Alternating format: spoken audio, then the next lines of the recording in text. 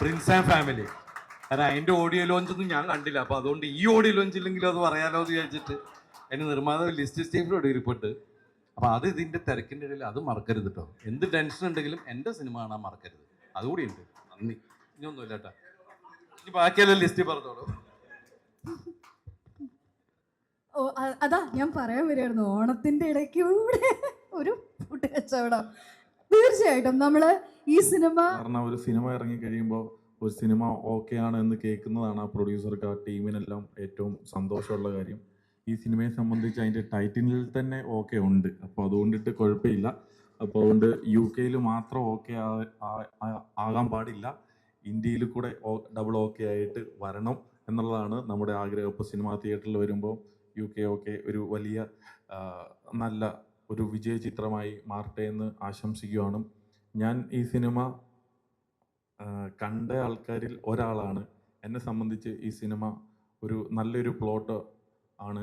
ഈ സിനിമ ഒരു social message പറയുന്നൊരു സിനിമയാണ്. ഭയങ്കര ഒരു ഇഷ്ടപ്പെട്ട ഒരു സിനിമയാണ്.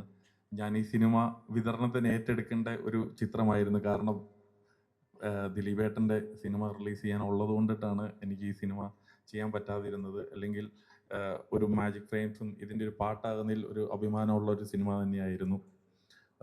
പിന്നെ ഇതിൻ്റെ ഡയറക്ടർക്ക് എല്ലാവിധ ആശംസകളും നൽകുകയാണ്. അതോടൊപ്പം ഇന്നത്തെ ഒരു ഓഡിയോ റിലീസാകുമ്പോൾ അതിൻ്റെ സൂപ്പർ സ്റ്റാർ എന്ന് പറയുന്നത് അതിൻ്റെ മ്യൂസിക് ഡയറക്ടറാണ്. അപ്പോൾ രാജേഷിനും എൻ്റെ എല്ലാവിധ ആശംസകളും. അതുപോലെ തന്നെ ഞാൻ 3 പ്രൊഡ്യൂസേഴ്സ് ഉണ്ട്. അതിൽ അലക്സേട്ടനെയാണ് എനിക്ക് അധികം പരിചയമില്ലാത്തുള്ളൂ.